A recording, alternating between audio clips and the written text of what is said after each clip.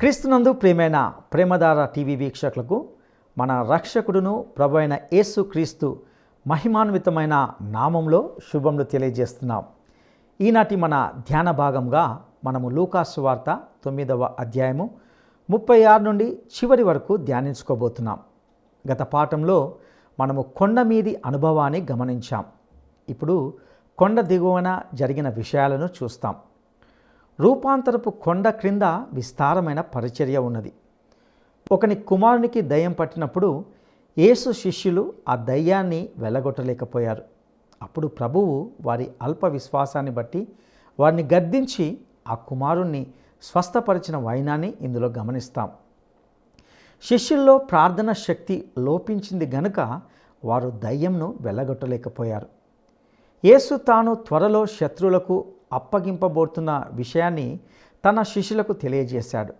అయితే వారు తెలుసుకోలేకపోయారు. పైగా వారిలో ఎవడు గొప్పవాడు అనే తర్కం పుట్టినందున యేసు వారికి సరైన జవాబునిచ్చినట్లుగా ఇందులో చూస్తాం. ఒకడు నీవెక్కడికి వెళ్ళినా నేను వస్తాను అని ప్రభువుతో అన్నప్పుడు, నక్కలకు బొరియలు ఉన్నవి, ఆకాశ పక్షులకు గూళ్ళు ఉన్నవి, కానీ మనుష్య కుమారునికి తలవాల్చుకొంటకు స్థలము లేదని చెప్పాడు. అయితే ఆయన మరొక ఇద్దరిని నన్ను వెంబడించమని అడిగితే వారు మాత్రము కుంటి సాకులు చెప్పినట్లుగా చూస్తాం. ఇంకా మరిన్ని విషయాలతో కూడిన నేటి సందేశాన్ని శ్రద్ధగా విందామా?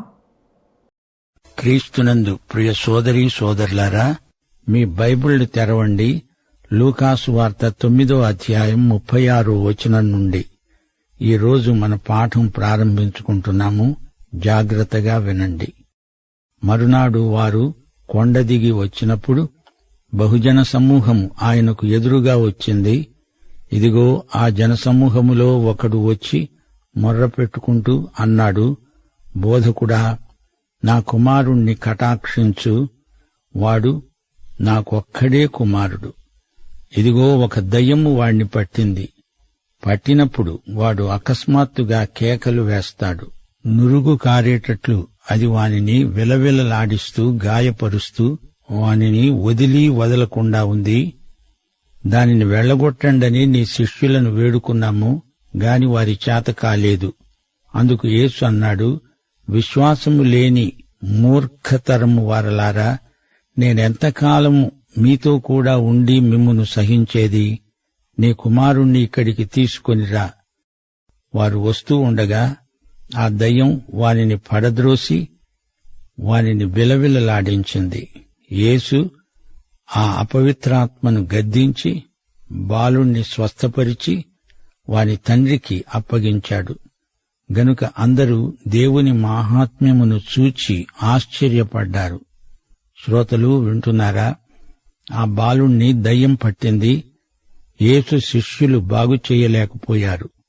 వారి అశక్తత వెల్లడైంది. యేసుతో కొండమీద శిష్యులు ఆయన మహిమను చూచారు. అయితే కింద ఈ మైదానంలో దయ్యాలు మనుషులను పట్టి పీడిస్తున్నాయి. సంఘం లోకం అక్కరను తీర్చలేకపోతోంది. ఆ విషయమై వారి అల్ప విశ్వాసం బట్టబయలైంది. ప్రభువు వారిని ఎంతో గద్దించాడు. దయ్యాలు లోకంలో ఈ రోజున స్వైర విహారం చేస్తున్నాయి.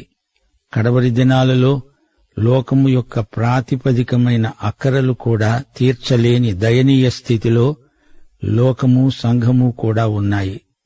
20వ వచనంలో యేసు దేవుని క్రీస్తు అని శిష్యులు తెలుసుకున్నారు. రూపాంతరపు కొండమీద అక్కడే ఉండిపోతే బాగుండుననుకున్నారు. కాని మైదానం మీద క్రింద ఎంతో సేవ ఉంది. దయ్యాలు పనిచేస్తున్నాయి.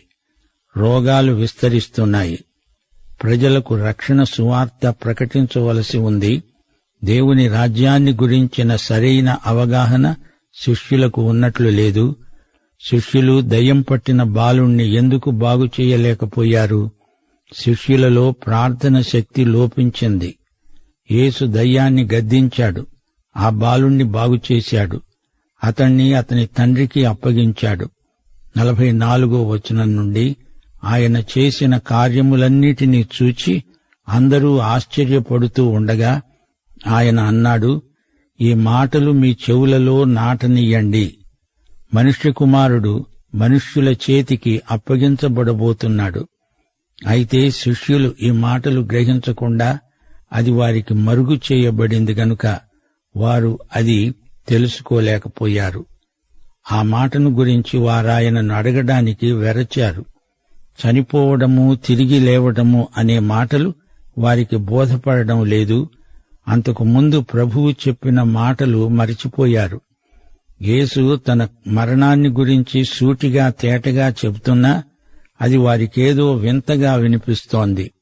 46వ వచనం నుండి, తమలో ఎవడు గొప్పవాడో అని వారిలో తర్కము పుట్టగా యేసు వారి హృదయాలోచన ఎరిగి ఒక చిన్న బిడ్డను తీసుకొని తన వద్ద నిలువబెట్టి వారితో అన్నాడు, ఈ చిన్న బిడ్డను నా పేరట చేర్చుకునేవాడు నన్ను చేర్చుకుంటాడు, నన్ను చేర్చుకునేవాడు నన్ను పంపిన వాణ్ణి చేర్చుకుంటాడు. మీ అందరిలో ఎవడు అల్పుడై ఉండగోరుతాడో వాడే గొప్పవాడు.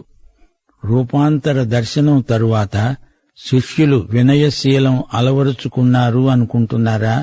అలా జరగలేదు. మనలో ఎవడు గొప్పవాడు అనే అంశం మీద తర్జనభర్జనలు చేస్తున్నారు. అధికార కామన, పదవీ వ్యామోహం మనస్సుల్లోకి ప్రవేశించింది. కిరీటం మీది ఆశ ఎక్కువైంది, శిలువ మాకొద్దు అంటున్నాయి వారి మనస్సులు. కర్రపెత్తనం, అధికారం, అగ్రపీఠం వారికి ఆకర్షణీయమై కనిపించింది. దేవుని బిడ్డలకు ఇలాంటి మనస్తత్వం అరిష్టదాయకంగా పరిణమిస్తుంది. గలతీ పత్రిక 5వ అధ్యాయం 26వ వచనంలో పౌలన్నాడు, ఒకరిని ఒకరము వివాదమునకు రేపకుండా, ఒకరియందొకరము అసూయపడకుండా, వృధాగా అతిశయపడకుండా ఉందాము. గొప్ప సేవ చేసేవారు మనుషుల గుర్తింపును లెక్క చేయరు. ప్రియశ్రోత, దేవుని మెప్పునుగాక మనుషుల మెప్పును కోరేవారికి దేవుని న్యాయపీఠమెదుట అవమానం తప్పదు. 49వ వచనం నుండి, యోహాను అన్నాడు, ఏలినవాడా, ఎవడో ఒకడు నీ పేరట దయ్యములను వెళ్లగొట్టగా మేము చూచాము. వాడు మనలను వెంబడించేవాడు కాడు గనుక వానిని ఆటంకపరిచాము. అందుకు యేసు అన్నాడు, మీరతణ్ణి ఆటంకపరచకండి. మీకు విరోధి కానివాడు మీ పక్షాన ఉన్నవాడే. ఇందులో దేవుని రాజ్య నియమమొకటి ప్రభువు మనకు నేర్పుతున్నాడు. శిష్యులలో అసూయ ఏ కోశానా ఉండకూడదు. 9 మంది శిష్యులు కలిసి ఒక్క బాలుడిలో నుండి దయ్యాన్ని వెళ్లగొట్టలేకపోయారు. తమ గుంపుకు, తమ సహవాసానికి చెందని ఎవడో దయ్యాలను వెళ్లగొడుతున్నాడంటే వీరికి ఎంతో అక్కసు, అసూయ, మత్సరం, కుళ్ళు పుట్టకొచ్చాయి. నీవా పని ఆపేసెయ్యి అని అతన్ని పురమాయిస్తున్నారు. చేసినా చెయ్యలేకపోయినా మేమేగాని నీవెవరు, పో అంటున్నారు. యేసు అలా అనకూడదని శిష్యులను చీవాట్లు పెట్టాడు. తాము ఓడిపోవడము, మరొకడు గెలవడమా? యేసు ఏమన్నాడు? నా రాజ్యంలో ప్రవర్తిల్లే ఆధ్యాత్మిక యుద్ధంలో మనకు విరోధి కానివాడు మన పక్షమున ఉన్నవాడే. ఈ పాఠం యేసు శిష్యులు నేర్చుకొని తీరాలి. ప్రియశ్రోత, నీ శాఖకు, నీ సహవాసానికి చెందినవాడు కాకపోయినా నీవు చెయ్యలేని ఒక మంచి పని మరొకడు చేస్తుంటే అభినందించి ప్రోత్సహించే మనస్సు నీకుందా? లేకపోతే నీవు యేసు శిష్యుడవు కాలేవు. 51వ వచనం నుండి, ఆయన పరమునకు చేర్చబడే దినములు పరిపూర్ణమవుతున్నప్పుడు ఆయన యెరూషలేముకు వెళ్లడానికి మనస్సు స్థిరపరుచుకొని తనకంటే ముందుగా దూతలను పంపాడు. వారు వెళ్లి ఆయనకు బస సిద్ధం చెయ్యాలని సమరయులకు చెందిన ఒక గ్రామములో ప్రవేశించారు. గాని ఆయన యెరూషలేముకు వెళ్లడానికి అభిముఖుడైనందున వారాయనను చేర్చుకోలేదు. శిష్యులైన యాకోబు, యోహాను అది చూచి ఆయన్నడిగారు, ప్రభువా, ఆకాశము నుండి అగ్ని దిగివచ్చి వీరిని నాశనం చెయ్యాలని మేము ఆజ్ఞాపించడం నీకిష్టమా? ఆయన వారి తట్టు తిరిగి వారిని గద్దించాడు. అంతట వారు మరో గ్రామానికి వెళ్లారు. శ్రోతలు వింటున్నారా? యెరూషలేముకు వెడితే తనకు శ్రమలు, హింసలు, మరణము కూడా సంభవిస్తాయని యేసుకు బాగా తెలుసు. అయినా ఆయన ఏమాత్రమూ వెనుకంజ వేయలేదు.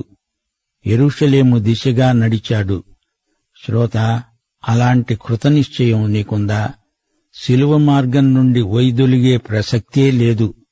మన గమ్యమేదో ప్రభువు నిర్దేశించి చూపినప్పుడు ప్రాణం పోయినా సరే లక్ష్యాన్ని ఎట్టి పరిస్థితిలోనూ కోల్పోకూడదు.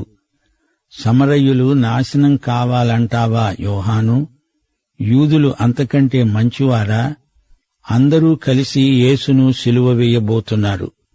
సమరయులలో మంచి సమరయులున్నారు, యూదులలో మంచి యూదులు ఉన్నారు.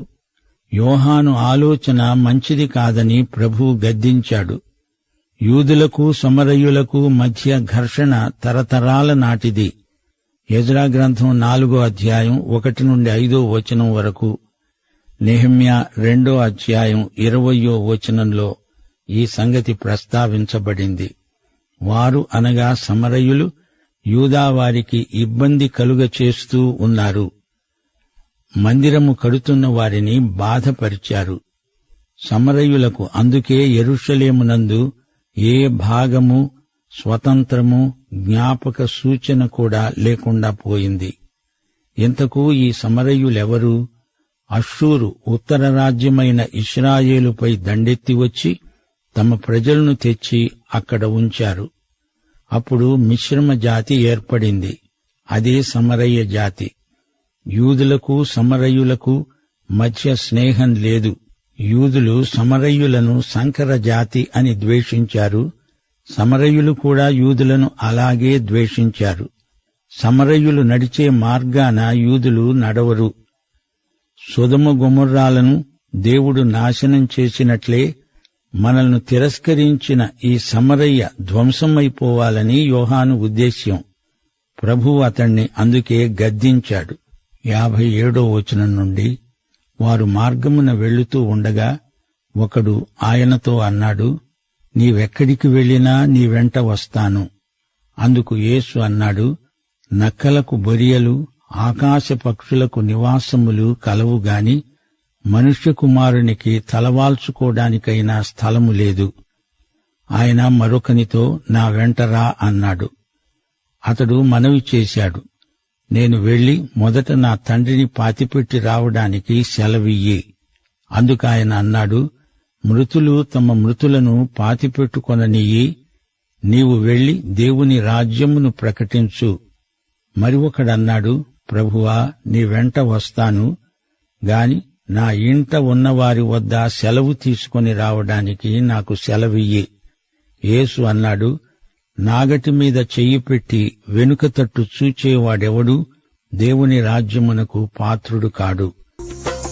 ప్రేమించదన్ అధికముగా ఆరాధింతున్ ఆసక్తితో, ప్రేమించదన్ అధికముగా ఆరాధింతున్ ఆసక్తితో, పూర్ణ మనసుతో ఆరాధింతున్ పూర్ణ బలముతో ప్రేమించదన్. ఆరాధన ఆరాధన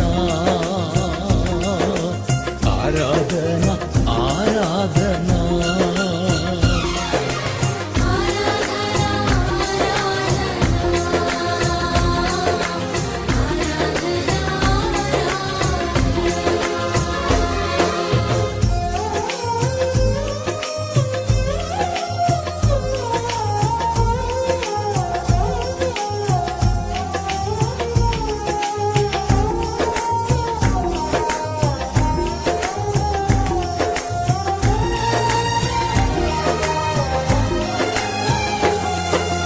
ఎబినేజరే ఎబినేజరే ఇంతవరకు ఆదుకున్నావు. ఎబినేజరే ఎబినేజరే ఇంతవరకు ఆదుకున్నావు. ఇంతవరకు ఆదుకున్నావు. నిన్ను పూర్ణ మనసుతో ఆరాధింతుం పూర్ణ బలము నాదన్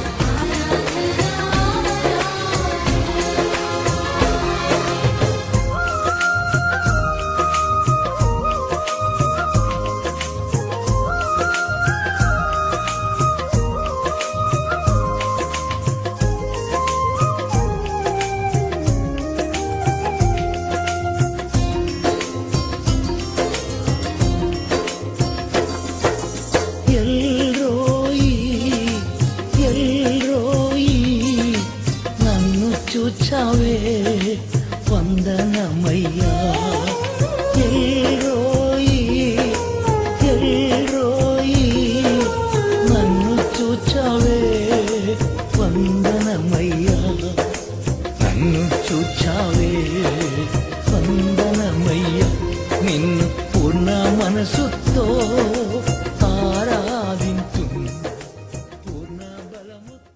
ప్రియ శ్రోతలు వింటున్నారా? యేసు ప్రభు శిష్యులకు ఎట్టి పక్షపాత వైఖరి ఉండకూడదు. ప్రజలను రక్షించడానికి ప్రభువు వచ్చాడు కాని నాశనం చేయటానికి కాదు. లూకాసు వార్త 19వ అధ్యాయం 10వ వచనమంటోంది, నశించిన దానిని వెదకి రక్షించడానికి మనుష్య కుమారుడు లోకానికి వచ్చాడు. యేసు ప్రభువు మొదటి రాకడ యొక్క పరమోద్దేశ్యమిదే. 3 వ్యక్తులు యేసు ప్రభువుకు శిష్యులు కాగోరి అభ్యర్థులుగా ప్రభువు దగ్గరికి వచ్చారు. శిష్యుడు రక్షించబడినవాడు. అతడు శిష్యుడైనందున ప్రభువు కోసం త్యాగం చెయ్యాలి. రక్షణ పొందడానికి వచ్చిన వారు కారు. శిష్యులుగా ప్రభువును వెంబడించగోరి 3 అభ్యర్థులు ఇక్కడ మనకు కనపడుతున్నారు. వీరిలో మొదటి వ్యక్తి చాలా ఉద్రేకంతో ఉన్నాడు. ప్రభూ, నువ్వు ఎక్కడికి వెడితే నేను నీ వెంట వస్తాను, నిన్ను వెంబడిస్తాను అంటున్నాడు. ప్రభు అన్నాడు, నీవు నన్ను వెంబడిస్తావా? నేను ఈ లోకంలో దారిద్ర్యం అనే శాపాన్ని భరించడానికి వచ్చాను. ఉండడానికి వసతి ఉండదు. నాతో ఉన్నప్పుడు నాకున్నదే నీవు పంచుకోవాలి. ఏమంటావు అని ప్రభువు అతణ్ణి నిలదీసి అడిగాడు. బహుశా అతడు ప్రభువును వెంబడించి ఉండవచ్చు. మరొక అభ్యర్థి శిష్యత్వానికి దరఖాస్తు పెట్టుకున్నాడు. ప్రభువు నీ వెంట వస్తాను అంటున్నాడు. కాని ఒక్క షరతు, మొదట అతడు తన తండ్రిని పాతిపెట్టాలి, అందాక సెలవిమ్మంటున్నాడు. ఒకవేళ తండ్రి చనిపోతే అతని సమాధి కార్యక్రమానికి వెళ్లకూడదు అని ప్రభు అనటం లేదు. ఆ యువకుడు అడిగింది ఇది కాదు. నేను నా తండ్రి దగ్గర ఉండి ఆయన చనిపోయే వరకు ఆయనకు పరిచర్య చెయ్యాలి, అంతవరకు రాలేను అంటున్నాడు. శిష్యత్వానికి చెల్లించాల్సిన వెల ఉంది. మానవ సంబంధాలకు ప్రథమ స్థానమివ్వకూడదు. ప్రభువుదే మొదటి స్థానం. మానవ సంబంధాలకు యేసు ప్రభు ప్రేమకు మధ్య సంఘర్షణ వస్తే యేసుకే ప్రథమ స్థానమివ్వాలి. లేకపోతే నీవు యేసు శిష్యుడవు కాలేవు. సాధారణంగా అట్టి సంఘర్షణ రాకూడదు. యేసును వెంబడించాలంటే మరింకెవరినీ వెంబడించలేవు. ఇక 3వ అభ్యర్థి సంగతి చూడండి. ఇంటివారి వైపు అతని అంతఃకరణ మొగ్గుతున్నది. ఇంటికి వెళ్లి వారి నుండి వీడుకోలు తీసుకొని మరీ వస్తాడట. అతడు అర్ధమనస్కుడు. అతడికి యేసు ప్రభువు శిష్యుణ్ణవ్వాలని ఉంది. మళ్లీ తన ఇంటివారిని వదిలిపెట్టలేకపోతున్నాడు. యేసు వెంట వెళ్లడమంటే ఇందులోని ఆత్యయిక లక్షణం అతడు గుర్తించలేకపోతున్నాడు. యేసు ప్రభువు శిలువ వైపు వెడుతున్నాడు. ఆయన వెంట అతడు శిలువ వద్దకే వెళ్లాలి. అందుకు అతడు మానసికంగా సిద్ధంగా లేడు. యేసు యెరూషలేముకు అభిముఖంగా ప్రయాణిస్తున్నాడు. ప్రియశ్రోత, వింటున్నావా? శిష్యత్వానికి నీవు చెల్లించవలసిన వెల ఎంతో గొప్పది. శిష్యత్వం చౌకబారు వ్యాసంగం కాదు. అది త్యాగభరితమైన సేవ, మన సహజ శక్తికి మించిన సేవ. ఫిలిప్పీ పత్రిక 3వ అధ్యాయం 13-14 వచనాలు అపొస్తలుడైన పౌలు మాటల్లో శిష్యత్వపు వెల నిర్వచించబడింది. ప్రియ శ్రోత, ఈ అధ్యాయంలో యోహాను సమరయ్యను శపిద్దామంటున్నాడు. మనకు ఇష్టం కానివి ప్రభువు చేత చేయించడం కుదరదు. మనకు ఇష్టం కాకపోయినా ఆయనకిష్టమైతే అదే మన కర్తవ్యం. ఒకసారి ప్రభువు పేతురుతో అన్నాడు, యోహాను సువార్త 21:18, నీవు యువకుడవై ఉండినప్పుడు నీ అంతట నీవే నడుము కట్టుకొని నీకిష్టమైన చోటికి వెళ్లుతూ ఉండేవాడివి. నీవు ముసలివాడవైనప్పుడు నీ చేతులు నీవు చాచుతావు. వేరొకడు నీ నడుము కట్టి నీకిష్టము కాని చోటికి నిన్ను మోసుకొని పోతాడు. మరి ఒకడు అంటే పరిశుద్ధాత్మ. మన ఇష్టం కాదు, మన చిత్తం కాదు, దేవుని చిత్తమే సిద్ధించాలి. అదే మన ప్రార్థన, అదే సమర్పణ భావం మనకుండాలని దేవుడు కోరుతున్నాడు. నాగటి మీద చెయ్యి పెట్టి వెనక్కు చూడకూడదు. ప్రియ శ్రోత, దేవుడు, యేసు, సైతాను, యేసు శిష్యులు, మత నాయకులు ఈ విధంగా విభిన్న వ్యక్తులను గురించి విన్న తరువాత నీకు నీ ప్రభువైన యేసుక్రీస్తుకు మధ్య ఉన్న సంబంధం, సహవాసం ఎలా ఉందో ఒక్కసారి నీవు ఆత్మ పరీక్ష చేసుకోవాలి. శిష్యత్వంలో ప్రవేశించగోరిన వారితో ప్రభువు చెప్పిన మాటలు మన అంతరంగాన్ని అట్టడుగు నుండి కదిలిస్తాయి. యేసుక్రీస్తుకు, ఆయన ఆశయాలకు అంకితమైపోయిన వారే ఆయన శిష్యులు కాగలరు. ఆ ముగ్గురు వ్యక్తులు చాలా ఉద్రేకంతో వచ్చారు. కేవలం ఉద్రేకం క్రియతో సమానం కాదుగదా. తండ్రి చనిపోయాక వస్తాను అంటున్నాడంటే ప్రభువును వెంబడించడం వాయిదా వేస్తున్నాడు. వాయిదాల అలవాటున్నవారు ఎన్నటికీ తామనుకున్నది చెయ్యలేరు. పొలం దున్నేవాని చూపు ముందుకు ప్రసరించాలిగాని వెనక్కు కాదు. గతాన్ని గురించి తలపోయటం అనవసరం. వెనకటి రోజులు గతించాయి. గత జ్ఞాపకాల మీద ఎవ్వడూ బతకలేడు. క్రైస్తవ విశ్వాసి గమ్యం సూర్యాస్తమయం కాదు, సూర్యోదయం. దేవుని రాజ్యంలోని ప్రధాన లక్షణం ముందుచూపు. ముందుచూపు లేనివారు మందభాగ్యులు. నిలువెచ్చని స్థితిని ప్రభువు సహించడు. 60వ వచనంలో ప్రభువు యువకుడితో అన్నాడు, మృతులు మృతులను పాతిపెట్టుకోనియ్యి. నీవు వెళ్లి దేవుని రాజ్యాన్ని ప్రకటించు. ఆధ్యాత్మిక మృతులు తమ భౌతిక మృతులను పాతిపెట్టడానికి ఎందరో ఉన్నారు. సజీవులు దేవుడు అప్పగించిన పని చేస్తారు. సజీవులు సజీవులే కదా దేవుణ్ణి స్తుతిస్తారు. పాతాళమున దేవునికి స్తుతి కలగదు. ఇది సమాధి కార్యక్రమాన్ని గురించిన సందేశం కాదు. దేవుని పనిని వాయిదా వేయకూడదు అనే సందేశం ఇందులో ఇమిడి ఉంది. ప్రియ శ్రోత, 9వ అధ్యాయంలోని వివిధ అంశాలను మరోసారి మననం చేసుకో. ఈ వెలుగులో నీ జీవితాన్ని పరీక్షించుకోవలసిందని ప్రభువు యొక్క వాత్సల్యమును బట్టి నిన్ను హెచ్చరిస్తున్నాము. యేసుక్రీస్తు అపొస్తలులను ఏర్పరచుకున్నాడు. ఆయన 5,000 మందికి ఆహారం పెట్టాడు. యేసు ప్రభువు తన శిలువ మరణాన్ని గురించి ముందుగా చెప్పాడు. పేతురు యేసును గురించి నీవు క్రీస్తువు, దేవుని కుమారుడవు అన్నాడు. యేసు రూపాంతర దర్శనం అమోఘమైనది. యేసు యొక్క మానవతామహితమైన స్వరూప సందర్శనం పొంది పేతురు ఎంతో ఆనందించాడు. పేతురు, యాకోబు, యోహాను ఈ ముగ్గురు యేసు రూపాంతరానికి ప్రత్యక్ష సాక్షులు. స్వార్థకేంద్రితమైన శిష్యుల మనస్తత్వం, నిస్వార్థమైన యేసు మనస్సు, ఈ రెండిటి మధ్య వ్యత్యాసం గమనించండి. లూకాసు వార్త 9వ అధ్యాయం 23 నుండి 25వ వచనం వరకు యేసు ప్రభు తనను వెంబడించే వారికి ప్రాతిపదికమైన నియమాన్ని ఉపదేశించాడు. యేసును వెంబడించగోరేవాడెవడైనా తనను తాను ఉపేక్షించుకొని ప్రతిదినము తన శిలువనెత్తుకొని ఆయనను వెంబడించాలి. ప్రాణాన్ని రక్షించుకోవాలంటే అది కాస్తా పోతుంది. ప్రాణం దక్కాలంటే ప్రభువు కోసం దాన్ని స్వచ్ఛందంగా త్యాగం చెయ్యాలి. లోకమంతా సంపాదించుకోవడానికి ప్రాణం పోగొట్టుకోవడం అవివేకం. అది నిత్య నష్టానికి దారితీస్తుంది. ఇదే పరమ సత్యం మార్కు సువార్త 8వ అధ్యాయం 34 నుండి 36 వచనం వరకు చెప్పబడింది. తనను తాను ఉపేక్షించుకోవాలి, అనగా స్వార్థత్యాగమే శిష్యత్వానికి కావలసిన యోగ్యత. నా నిమిత్తము సువార్త నిమిత్తము ప్రాణాన్ని సైతము త్యాగం చేసేవానికి ప్రాణం నిత్యత్వంలో దక్కుతుంది.